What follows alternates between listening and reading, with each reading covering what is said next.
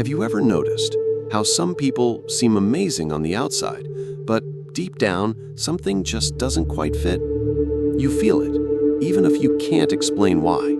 It's in the eyes that avoid yours, in the smile that comes easily, but is never real, in the kindness that only shows up when there's an audience. There's something off about those who need to look perfect all the time, as if they care more about the image than about the truth. Carl Jung once wrote, "The personality we present to the world is only a part of who we are. The rest lies in the unconscious, and that is what can destroy us." You think you know someone, but maybe you've only met their rehearsed version, the one built to impress, to be admired, to hide what really lives underneath. And the most dangerous part? That version can be convincing for years, until something slips. Because no one can wear a mask forever. Sooner or later, the truth seeps through the cracks, and almost always in the smallest of details. The way someone treats those who have nothing to offer, how they handle small promises when no one's watching or keeping track. That's where the key lies.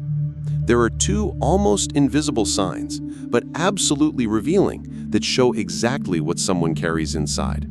And once you learn to see those signs, you'll never look at people the same way again, not even yourself.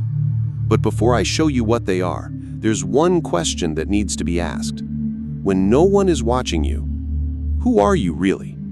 It's easy to point fingers, easy to label someone as arrogant, fake, or empty. But what most people don't realize is that judgment also reveals, and not always about the other. Often, what irritates you most in someone else is exactly what you haven't resolved in yourself. Have you noticed that? The contempt you feel for someone who thinks too highly of themselves might just be envy in disguise. The annoyance towards someone who's too loud might be hiding your own struggle to express yourself. The criticism of someone who makes mistakes might simply mirror the guilt you silently carry. Carl Jung called this projection, an unconscious mechanism where you try to distance yourself from everything you refuse to see within. But here's the problem.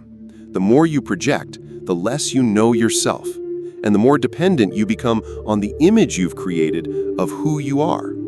You start living inside a bubble of certainty, believing you're mature, conscious, evolved, when in truth, you've only gotten better at hiding. And that's why the two signs that reveal who someone truly is also reveal who you are when you're observing.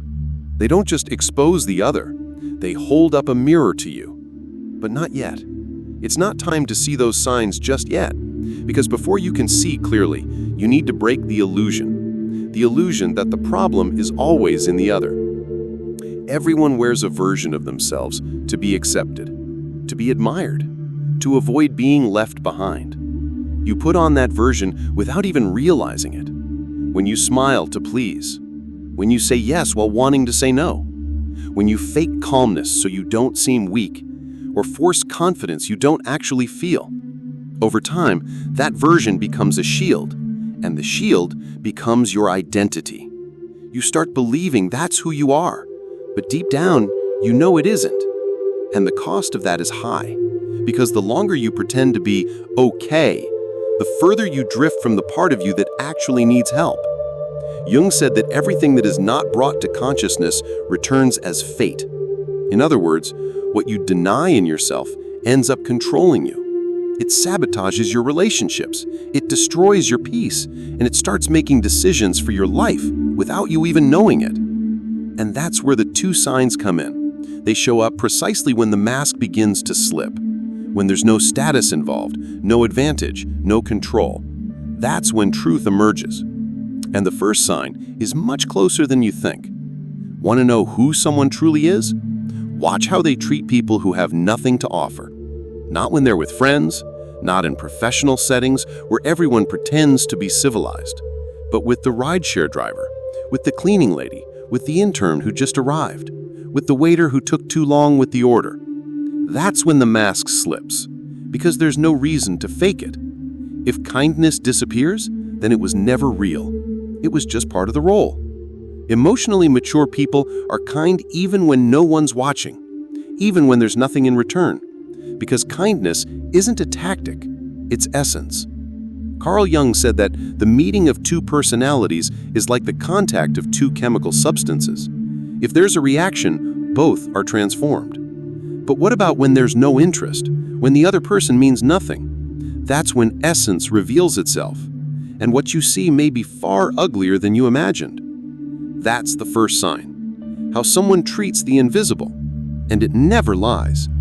Now stop, take a deep breath, and ask yourself honestly, how do you treat people who have nothing to offer you?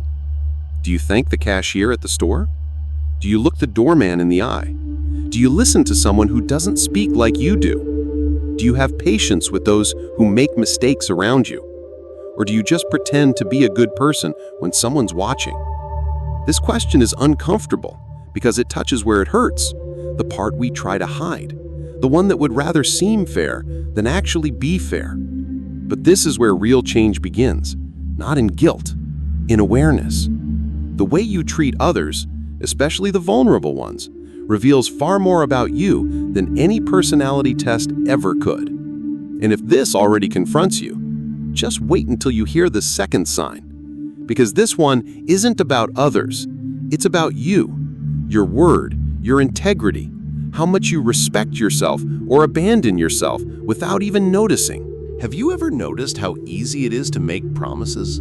We say things like, I'm going to change. Next week I'll start. This time will be different. But a day goes by, then two, and everything slips back to the same place. Deep down, you convince yourself it's just lack of time, or focus, or motivation. But the truth is something else. Every time you say you're going to do something and don't, you send a silent message to yourself, I don't trust me. And that erodes you from the inside out. No noise, no drama, but with a cumulative effect. Because no one abandons themselves all at once. It happens slowly, in silence, in the small betrayals of your own word. And the worst part? The more you betray yourself, the more you normalize the lie. The more you get used to the distance between what you say and what you actually do. And once that becomes a habit, it gets easier to do the same to others. That's why the second sign has nothing to do with what someone says. It's in what they follow through on, even when no one's watching. And that's exactly what we're about to reveal. Want to know who truly has character? Don't look at their speeches. Look at their habits. The way someone handles their own word is a direct window into what they carry inside. Empty people overpromise and underdeliver. They speak well, commit easily, and swear to things they'll never uphold. But when the moment comes, there's always an excuse, a distraction, or they simply vanish. They don't see a problem with it because they think a promise only matters when someone's keeping score. But it doesn't. Your word is a mirror of your inner worth. And when you break it, something inside you breaks too. Carl Jung once said, "You are what you do, not what you say you'll do." This shows up in the details, showing up on time, replying when you said you would, keeping a small promise, even when giving up would be easier. Those who honor their own word have inner structure, they have coherence, they have direction. And if they fail, because everyone fails, they own it. They don't make excuses, they don't shift the blame, they don't pretend it didn't happen. The way someone handles a broken promise is an X-ray of their emotional maturity. That's the second sign, the way a person treats their own word. And once you start noticing this, you'll realize most people talk a lot, but very few actually stand by what they say. When words become just sounds, character dissolves, and no one even notices, because no one breaks their integrity all at once. It dies slowly, in small concessions, in the "I'll deal with it later," in the "it's just a detail." in the silences that disguise the abandonment of self. The problem isn't forgetting to keep an important promise. That's normal. It's human. The problem is getting used to failing and still speaking as if you were someone trustworthy. That's the moment identity begins to crack. Not in front of others, but in front of yourself. And that fracture, that gap between what you say and what you actually do, slowly corrodes everything that holds you together, until all that's left is appearance, performance, a shell. That's where the nameless exhaustion is born, the emptiness you can't explain, the anxiety that shows up every time you try to change and fail again. Because you no longer believe in your own voice, and no one can build anything on top of a word that carries no weight. To reclaim your word is not about becoming some flawless person. It's about stopping the lies you tell yourself. It's about speaking less and doing more. It starts small, in silence. No promises, no announcements. You say, "I'll do it," and you do it.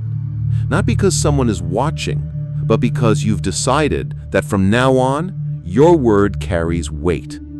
And that changes everything. Because every time you follow through on something you said you would, no matter how small, you restore a piece of broken trust. You become less dependent on motivation, less anxious for recognition, less enslaved by your self-image. And slowly, what once felt like effort becomes your nature. What was once doubt becomes direction. And it's at that point you begin to see others more clearly too. Because only those who stand in their own truth can truly see the truth in others. When you start standing by what you say, it doesn't just change your routine, it changes your presence. It changes the way people listen to you. It even changes the silence around you, because integrity has a weight that doesn't need to prove itself. It doesn't shout, it doesn't explain. It simply is. And those who constantly try to seem strong feel that weight, because it's the kind of strength you don't learn from books. You can't copy it from social media, and you don't buy it with empty quotes. You become different, not out of arrogance, but because in a world of appearances, truth creates distance. And that distance, in the beginning, hurts. It feels like loneliness. It feels like you're becoming strange, less sociable, less fun. But in reality, you're just becoming more real, more whole. And then a new question emerges. What happens to you when you hold on to who you are long enough? What starts to break out there when you stop breaking inside? Being truthful comes with a price, especially when the whole world seems to revolve around convenience. You begin to notice things that used to slip by unnoticed. Forced jokes, empty conversations, relationships built on exchange, not presence. And that isolates you, because integrity is unsettling. It unsettles those who still need applause. It unsettles those who built their lives around a persona. It unsettles those who lie so well they've forgotten they're lying. But you can't pretend anymore. Not because you became some kind of saint, but because you finally understood the cost of abandoning yourself. And that's a price you're no longer willing to pay. But staying true to who you are also comes with consequences. You lose connections, you drift from groups, you see doors close, and you begin to wonder, is it worth it? Is it worth being honest in a world that rewards those who lie well? That's the new tension. There's no clear answer. But there is a cost, and only those who pay it discover that truth sets you free. But first, it leaves you completely alone. After everything collapses, comes the silence. Not the silence of peace, but of absence, of loss, of subtle exclusion, of those messages that no longer arrive, of invitations that stopped coming, of people who quietly drift away without ever saying why. You chose to be truthful, and you discovered it comes at a cost, but you also begin to feel something different, a kind of freedom you've never known before. You no longer need to please or prove yourself or belong to places that always demanded you be someone you were not. The pain is still there, but now it's no longer a sign of failure. It's the price of presence. And in the middle of that emptiness, you begin to hear something that was once buried. Your own voice. No noise, no filters, no fear. It's not an explosion of confidence, not some sudden enlightenment. It's just the beginning. Subtle, fragile, but true. And sometimes, that's all you need. When you begin to stand in who you are, you start to lose things. You lose invitations. You lose friendships that were never real. You lose your place in circles where shallow is celebrated as virtue. You start to make people uncomfortable, not because you changed, but because you stopped pretending. People drift away. They won't tell you why. They just go, as if something in you had become too uncomfortable to keep around. Truth does that. It doesn't shout, but it silences what is fragile. It doesn't need to explain itself, but it exposes everything that was just appearance. And most people would rather keep lying than face the mirror you've become. You begin to realize living with integrity means walking without applause, speaking less, being misunderstood, being left out, and still choosing to keep going. Because something in you refuses to go back, to squeeze yourself into a role that no longer fits. And then comes the question, is it worth it? Is it worth losing so much just to keep being yourself? The answer doesn't come quickly, but it cuts deep. Truth sets you free, but first, it leaves you completely alone. People didn't walk away because they didn't care. They walked away because, near you, they couldn't be themselves. They learned to walk on eggshells around your restrained smile, to lower their tone, to think 3 times before disagreeing, because every small gesture turned into a subtle attack, and you would respond with that silence full of venom, the kind no one could decode, but everyone could feel. You said everything was fine, but your fine always came soaked in disdain, irony, or guilt disguised as maturity. Until one day, they just stopped trying. They stopped talking, stopped opening up, stopped being vulnerable. And deep down, you knew it was because of you, but it was easier to call them shallow, ungrateful, or weak than to admit you were the one making everything feel tense, heavy, strange. Because you confused depth with control. You mistook vulnerability for threat. You confused being right with being safe. And now, you live surrounded by silence. People around you, but no one truly with you. Maybe the scariest part is this. You still believe you've been authentic all along. You think you were just being yourself. But what if this version of you is nothing more than a well-trained defense, an armor disguised as personality, a protection system that learned to look mature, calm, rational, but deep down it's just fear, dressed as coherence. The fear of seeming fragile, of being mocked, of loving without guarantees, of giving yourself and being left behind again. So you built a you that is stable, predictable, careful. Someone who looks secure but is always on high alert. Someone who listens but never fully reveals themselves. Someone who's present but emotionally unreachable. And now, even surrounded by people, you feel invisible. Because the world can't touch what you hide. only what you show, and what you show isn't real. Carl Jung once said, "Until you make the unconscious conscious, it will rule your life, and you will call it fate." That's exactly what's happening to you, to all of us. You think you're making conscious decisions, but in truth, you're just repeating an old script. An invisible script written with unprocessed traumas, buried rejections, and wounds you've tried to ignore for years. You say you're following your own path, but it's fear that's guiding every step. Fear of being rejected, so you people please. Fear of being seen as weak, so you toughen up. Fear of being forgotten, so you constantly seek attention. But none of this is really you. They're just emotional ghosts, disguised as choices. As long as you don't face those shadows head-on, there is no freedom, only repetition. Repetition with different names, different people, different places, but always the same ending. In the end, it wasn't the world that pushed you away from people. It was you.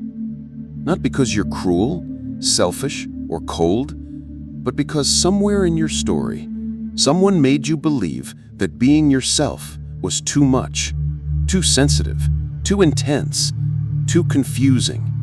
And so, without noticing, you started to hide. And you called that hiding place protection. Carl Jung called it the persona, the mask you build to survive when being authentic feels too dangerous. But the more you perform, the emptier everything becomes. Conversations grow shallow, relationships lose their soul, and life starts to feel tight, like clothes that no longer fit. Until one day, you feel alone, even surrounded by people. You miss something you don't even know how to name, and you start to ask yourself, who was I before I tried to please the entire world? That's the crack that grew in silence, the real reason you drifted from everyone, not by choice, but because no one ever taught you how to be close to others without having to disappear from yourself. And maybe, just maybe, this pain is the beginning of your truth, the part where you stop running and finally begin to return. See you soon.